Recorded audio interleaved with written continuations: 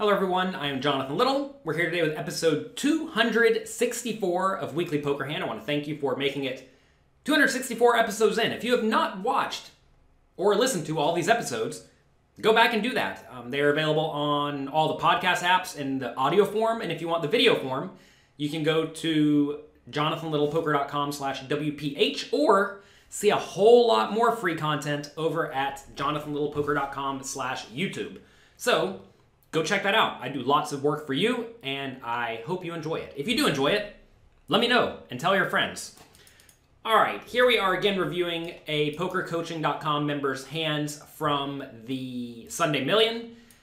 And now we're playing 24,000 deep with 100, 200 blinds. So still very, very deep stacked. Everyone folds around to a relatively standard looking player in the low jack seat who raises to 500. And then Hero picks up pocket queens in the hijack seat and re-raises to 1200. When we are playing very deep stacked, I would much prefer a bigger raise to 1500 in this scenario. By making it 1200, you're just giving your opponent great odds to call with anything. And whenever we're re-raising here, presumably we're going to have an advantage. Either we're re-raising with just a strong linear range that's going to be in great shape, or a polarized range that contains all the nut hands. I'm almost always re-raising with a polarized range where I have the absolute best hands plus some junky hands that are not quite good enough to call that do flop decently well, or have a big blocker like King Jack offsuit, for example, or something like 10-8 suited. Those are all hands that you can conceivably re-raise in this scenario if you feel like getting out of line a little bit. And if I am re-raising with that range, I don't want to make it small because I'm not really pricing my opponent out at all. And to be fair, you're not going to price your opponent out from set mining against you, but you can get them to put in more money in a spot where there's going to be check folding on a lot of flops. So you'd rather put in the extra 300 chips. Some people make smaller re-raises whenever they are really concerned with getting called. Like they really want to get called, so they don't want to make it too big. But if you make it 1200 with all of your nut hands and then 1500 with all of your garbage hands, well, clearly that's a really big mistake, right? Because if your opponents are paying attention at all, they will very quickly figure that out. Now, when you're playing online, sometimes people won't figure that out quite as fast, especially if you're playing small and medium stakes. But in live poker, people are only focusing on one table, and it's just obvious when someone's using different sizings. And if they're using different sizings, all you have to do then is figure out if they're doing it very straightforwardly or the reverse of straightforwardly. So anyway, Hero raises to 1200. I would have made it 15 here. The opponent calls. No one's going to fold here for 700 more because they shouldn't fold for 700 more unless they're opening just total garbage. But they really shouldn't be opening total garbage from the low jack seat, right? So flop comes 9-8-5, 2 clubs. Hero has no clubs, just the pocket queens, no clubs. And the opponent checks. So this is a particularly terrible board for Hero. You always want to ask, who has more nut hands in this scenario? And right here, it's probably not Hero, right? Because Hero probably doesn't even 3-bet 9s, 8s, and 5s, which means that the opponent has 9s, 8s, and 5s because he'd raise and then call that because he's getting great odds. And then he'd also have 9-8 suited and perhaps 7-6 suited getting such good odds. So here the opponent has all the nut hands in his range, and Hero has essentially none. So that's a good reason to check. Also, neither player has much of a range advantage here, meaning this is a scenario where if Hero has the best hand, it's like barely the best hand. And that's because, again, the opponent's going to have lots of really good hands available, plus a lot of stuff like 10-9 and 10-8 suited, and maybe stuff like Jack-10 that has plenty of equity. Also, some overpairs, right? Maybe stuff like Ace-9 suited. I understand Hero has queens, and you can get called by all these hands, but what I'm saying is that if you ran Hero's range against the opponent's range, it's somewhere near 50-50. Hero's going to be just slightly ahead. So this is a scenario where Hero does not have the range advantage, at least not a big one, and he doesn't have the nut advantage.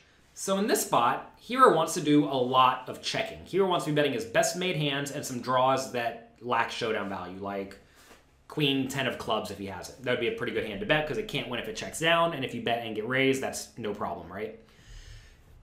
And you also want to be betting sets if you have them, although again, you probably don't have 8s and 5s, and you may not even have 9s. So really, this is a board you don't want to be betting a whole lot on because think about it, right? If you bet with your queens, which is a really, really good hand, and you get raised, are you happy about that? It's like, no, you're not happy about that. You're actually unhappy.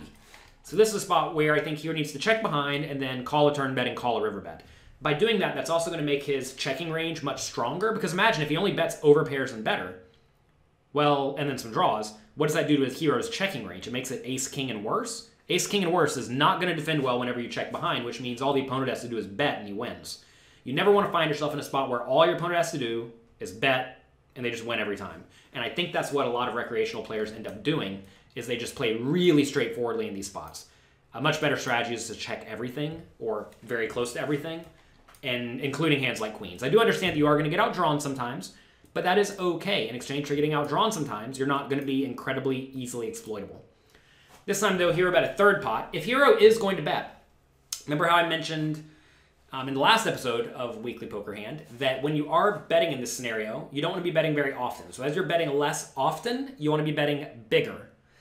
And you also want to ask, how does this flop connect with the opponent's range? Well, pretty well, right? So given it connected pretty well with the opponent's range, you also want to bet bigger. So this is a particularly bad bet size. Here, hero should not have bet, and if he did bet, he picked the wrong size. Because if you are betting here, you don't care if your opponent folds out like king 10, or if he folds out ace 8, if he has that, right? It's like not a problem.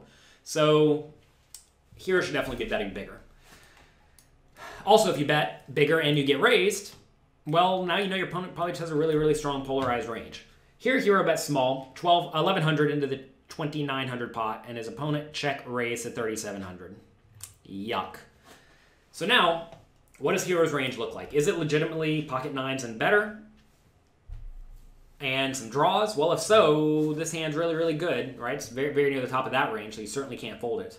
This is a spot where maybe hero's just incorrectly betting everything. I'm not really sure, right? As your range gets stronger and stronger to bet the flop, like say hero's literally betting something like queens, jacks, tens, pocket nines, first set, and that's it. If that's the case, you know, queens are one of the value hands, but it's actually, I mean, it's kind of near the top of the value range. You may ask, why not bet aces and kings? Because those hands don't need as much protection as a hand like tens, right? Tens has to worry about any overcard coming, whereas aces doesn't have to worry about an overcard coming, so it makes a better check quite often. What it amounts to is if you're betting this hand, you can't fold it. But like I said, you really just don't want to be betting this hand, because if it does go check-check on the flop, you can just always call almost all turns and rivers, and you're pretty happy about that. Hero did decide to call, though, and I don't fault that at all. Turn is the jack of clubs. So now board is 9, 8, 5, jack, 3 clubs. And the hero has no clubs. And his opponent bets half pot. Well, certainly not what hero wants, right? I think here, hero has an easy fold.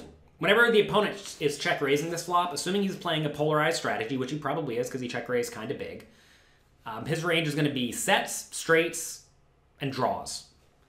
Maybe 2-pair if he has them. So if his range is legitimately 2-pair and better plus draws, well, we still lose to 2-pair and better, right? With pocket queens. And now, a lot of the draws just came in with this jack. The only draw that didn't come in is jack 10, which probably shouldn't even bet the turn because now jack 10 is a pretty decent marginal made hand. So in this scenario, hero just has an easy fold because he loses to all the flush draws. He loses to 10-7 if the opponent had it. And that's it. There's not a whole lot the hero beats. So you must have discipline to make a fold with the overpairs in these scenarios. And this time, hero did it, so that's good. I will say that this particular hero was a little bit too tight. We'll see that over the next few weeks where we continue going through a few more hands from this Sunday Million that I thought were particularly educational. But this is a spot where a lot of people do end up calling, and this is just a terrible turn. I mean, if the turn was a jack of diamonds or spades or hearts, I mean, we're probably supposed, well, we are supposed to keep calling then because now we have a gut shot and we still have the overpair, plus all the flush draws missed. But on a club turn, especially a jack, 10, 7, or 6, we need to just fold because those cards line up so well with the opponent's bluffs and the opponent's made hands still beat us.